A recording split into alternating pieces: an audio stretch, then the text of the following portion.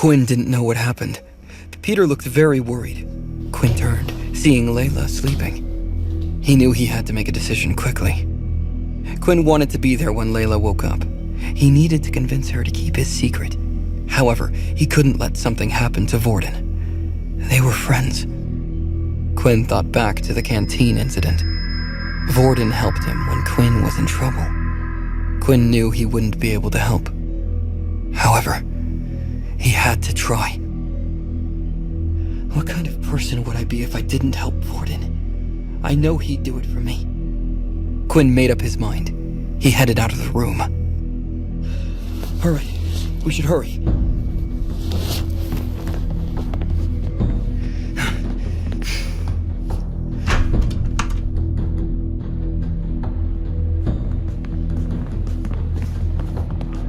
The two of them ran until they reached the assembly hall.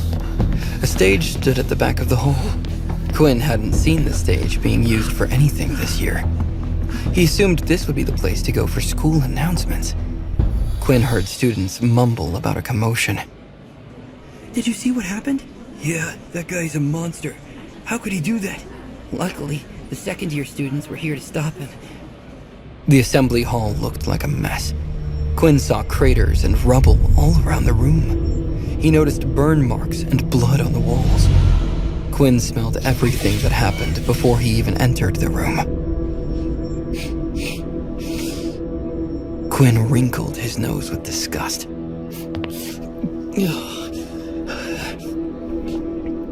What happened here? Where's Vorden? It looked like an ugly fight had taken place. Quinn feared the worst for his friend. Peter shook his head. I don't know. Vorden and I were practicing my earth powers.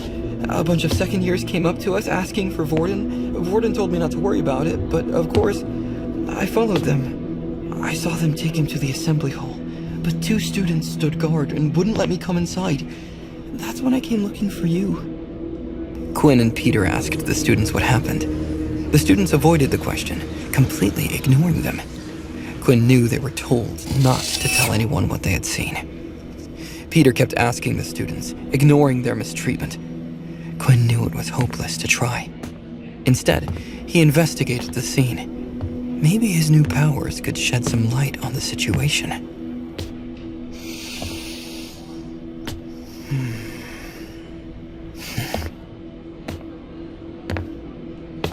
He smelled iron in the room. It felt thicker than anything else. Quinn followed the smell. It led him to an area where dried blood covered the floor. Inspect. Name, Vorden Blade. Race, human. Blood type, O negative. Quinn inspected the scene. He found more traces of blood. When Quinn used the inspect skill on them, he got no more information. The system only showed a blanked-out name. Do I have to use the inspection skill on them in person? Quinn regretted not getting here sooner. If the blood hadn't dried already, he could have put it in his syringe. Peter finished his questioning, returning to Quinn. Peter looked dejected.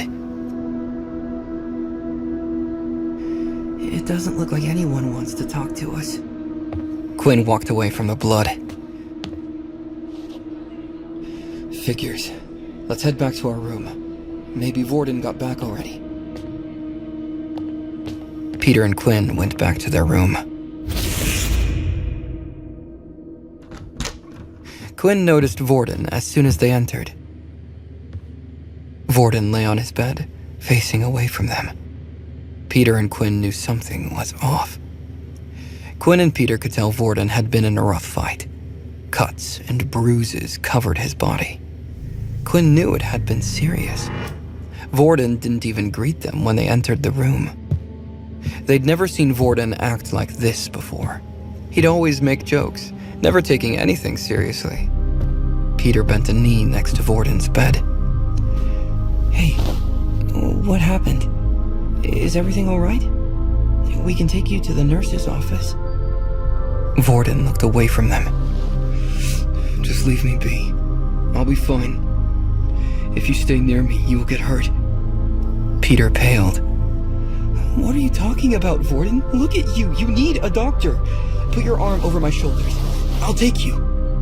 Vorden buried his face in his pillow. Just leave me alone, please. Peter shook his head, feeling desperate. Quinn, come on. Say something. He needs to go to the nurse's office, right?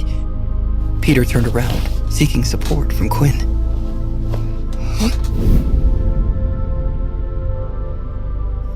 However, Quinn was nowhere to be seen.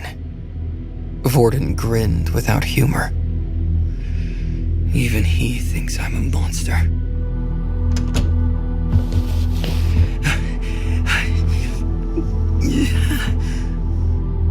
Quinn leaned on the other side of the door. He panted, sweating from head to toe. Quinn felt control over his body most of the time. Since he bit Layla, he'd been fine. However, a strong scent of blood emanated from Vorden. The cuts and bruises made Quinn's nose tingle from the smell. Quinn's blood craving made his mind hazy. He maintained control over his instincts. He wasn't an animal. However, images of Layla's neck flashed through Quinn's mind. He wanted to forget the whole thing. I really need to figure out what's going on with this strange ability. Am I becoming a monster? Thoughts of Layla raced through his mind. Quinn had unfinished business with her. Vorden didn't look okay, but he was safe. Quinn knew no one would attack his friend right now. He needed to reach Layla before she woke up. Quinn couldn't waste another second. If she woke up before he got there, he had no control over what she might do next. Quinn needed to know what she remembered.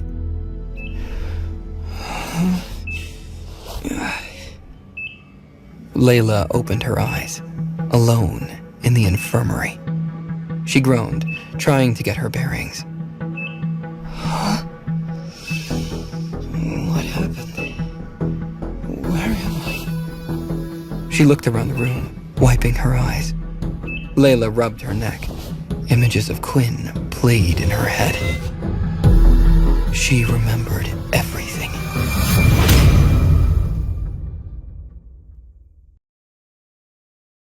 Subscribe now and start watching free episodes of the #1 fantasy show in this YouTube playlist. For the full story, click the link in the description, download the Pocket FM app, and watch all episodes of My Vampire System.